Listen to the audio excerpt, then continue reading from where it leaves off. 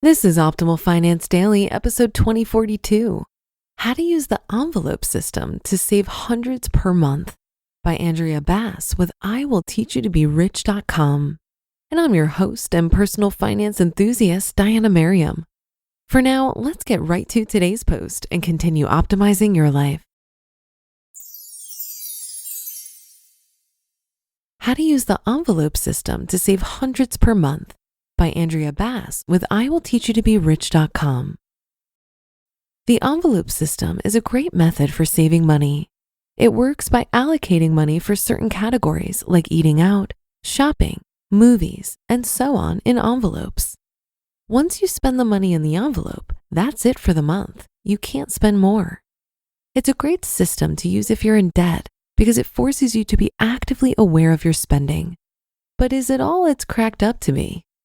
Let's break down exactly how the envelope system works, why it's good, and some of the drawbacks from utilizing it. What is the cash envelope method? The cash envelope system is a simple means of controlling your spending. Every month, you have a set number of envelopes, each one dedicated to a certain type of expense. You allot a set amount of money to each envelope, and that's the money you have to spend on that expense for that month. Examples of expenses could include housing, like rent, utilities, food, grocery store purchases, takeout, dining out, entertainment, streaming video subscriptions, books, student loans, and savings. While the traditional envelope system uses physical envelopes and actual cash, there are more modern approaches. Tools like envelopes take the envelope system online, following the same principle but allowing you to track your spending digitally. This can be helpful since many types of expenses, from Uber rides to student loan payments, can't be paid in cash. What are the benefits of cash stuffing? You may also see the envelope method referred to as cash stuffing or cash envelope stuffing, but it's all the same thing. Whatever it's called, this approach has some clear benefits that can help make it easier to establish and stick to a bulletproof budget. Following the strategic method, you can, number 1, set and reach clear savings objectives and achieve them effectively through deliberate, regular contributions towards your goal. By proactively allotting a set amount of cash towards your goal every month, you avoid spending your money elsewhere and then having nothing left over. Number 2, avoid impulse spending. Once you've used up the money in a given envelope, that's it for the month. You theoretically should wait until next month for more. For people who tend to spend impulsively and then experience buyer's remorse, this can be a way to improve spending habits. Number 3, take a hands-on approach to money management. This approach turns money management and spending into a tangible process. If you go with the old school method of using physical envelopes, you'll become very aware of every dollar you spend every time you reach into an envelope for cash. And number 4, become more disciplined in your relationship with money. By requiring you to consciously plan and think about how you spend your money, cash stuffing teaches discipline. Ultimately, it can help you gain better control over your finances, removing the fear associated with money when you feel like your finances are out of control. The cash system's strength lies in its psychology.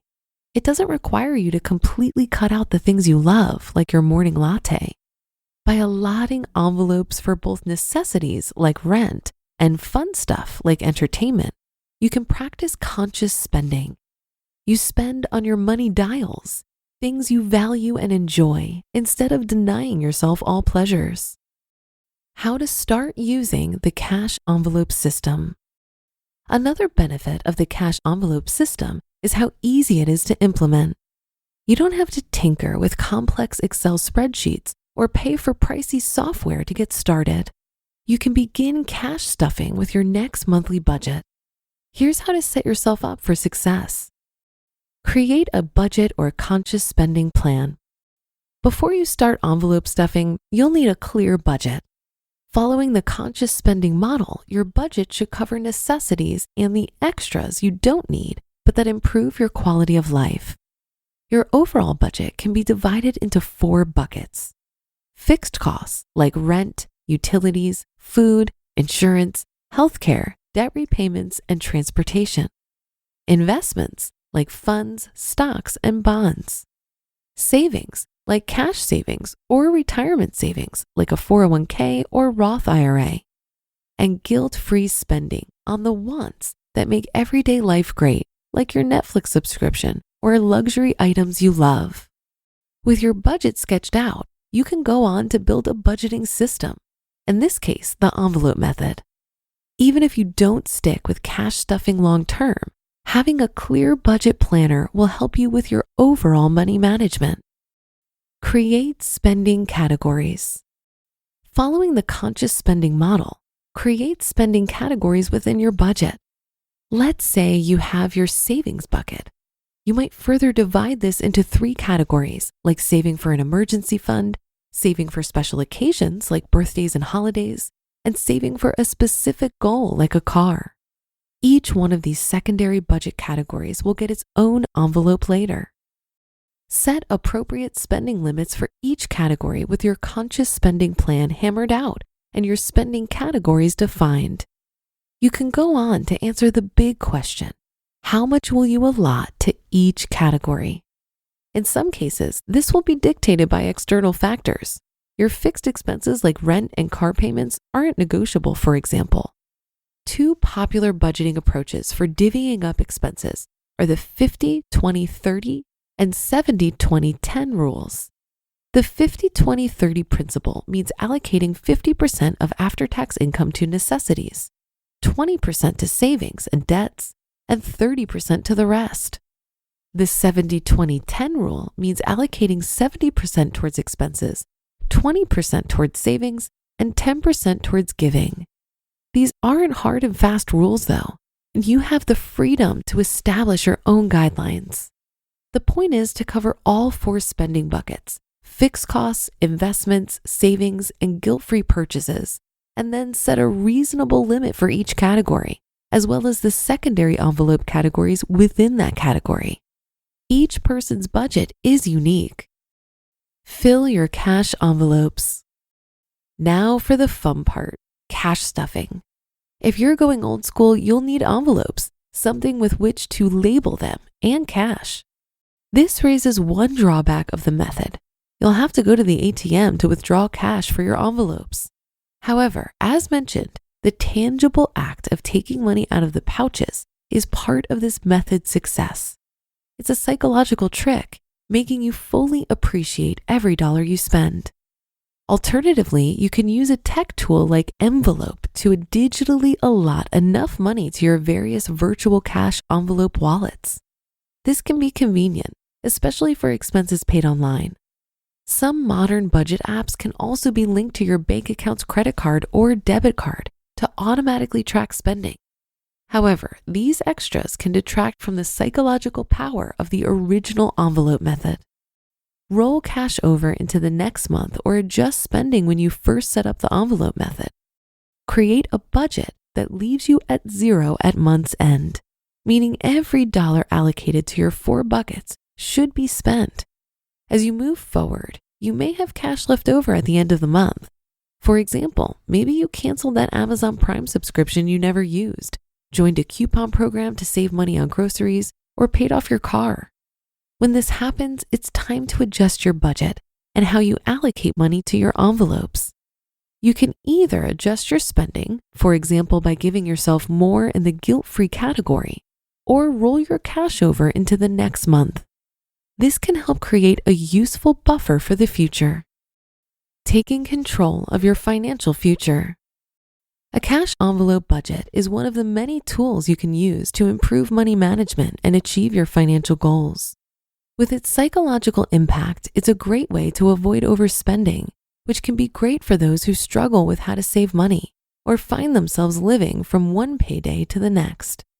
This approach is also about giving yourself greater agency over your money, demystifying budgeting, and breaking it down simply. It also allows for conscious spending, ensuring you don't have to deny yourself your favorite pleasures. Ultimately, this will foster the mindset you need to achieve your rich life.